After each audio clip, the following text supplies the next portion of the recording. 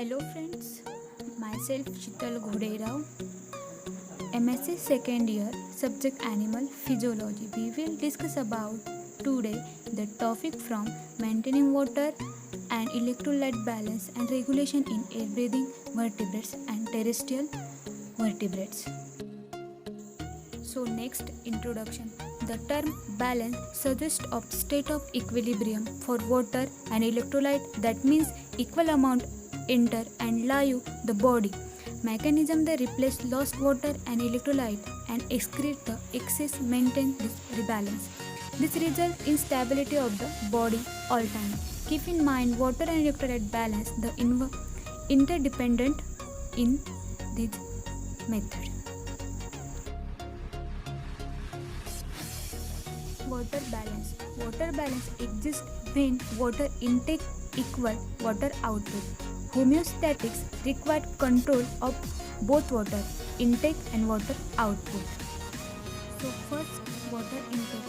The volume of water gained each day varies among individuals over using 2.500 ml daily for and 60% from drinking, 30% from moist food, 10% as byproduct oxidative metabolism of nutrient called water metabolism.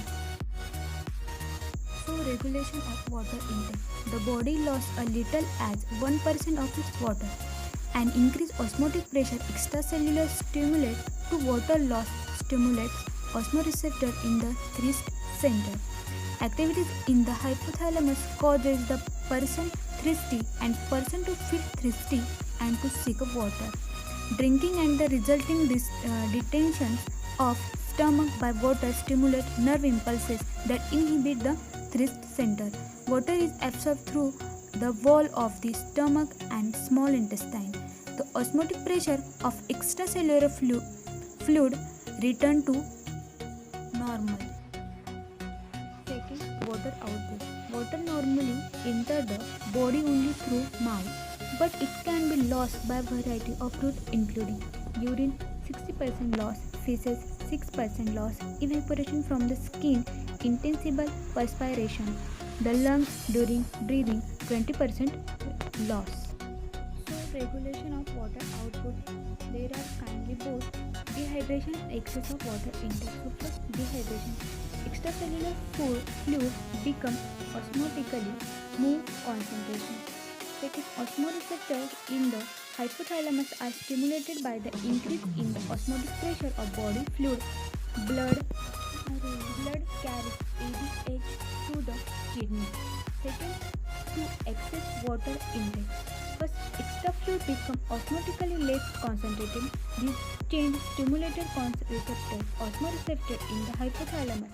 The posterior pituitary gland decrease ADH release. So, electrolyte balance. An electrolyte balance exists when the quantities of the body gain equal thus lost. Electrolytes are salt, acid and bases, but electrolyte balance usually refer only to salt balance.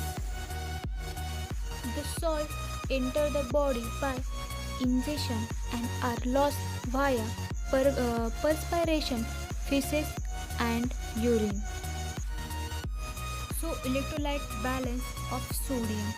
Sodium are predominant extracellular cation 136 to 145 mg per liter. Pair with ClHCO3 to neutralize charge. Most important ion in water balance. Important in nerve and muscle function. The reabsorption in renal tubule regulated by aldosterone, renin, angiotensin, atrial natriuretic peptide.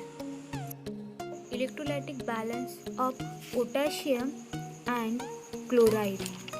Potassium, major intercellular cation 150 to 160 mg per liter.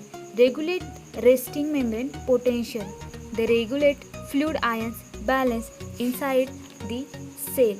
The regulation in kidney through aldosterone and insulin. And next, chloride. Chloride are major extracellular anion. 105 mg per liter. The regulate the tonicity. The reabsorb in the kidney with sodium. Regulation in the kidney through reabsorption with sodium. Reciprocal relationship with bicarbonate in a chloride.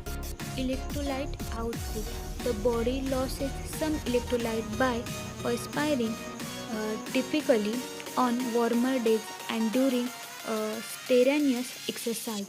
The greatest output result of kidney function, urine output.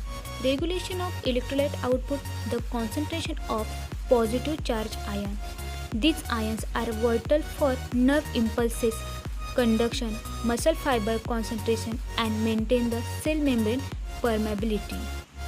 Sea of fever, sea animal and land animal.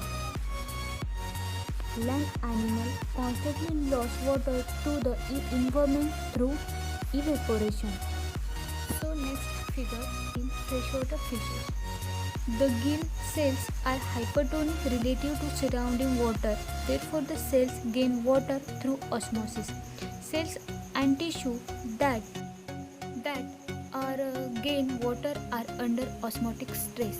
Osmotic stress means that the concentration of solute in cells and tissue is abnormal. The ability to electrolyte balance is called osmoregulation.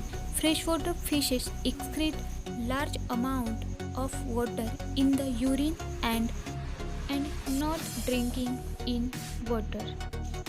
So I hope you understand the topic from maintaining water and electrolyte balance and regulation in marine air breathing vertebrates and terrestrial vertebrates. So thank you.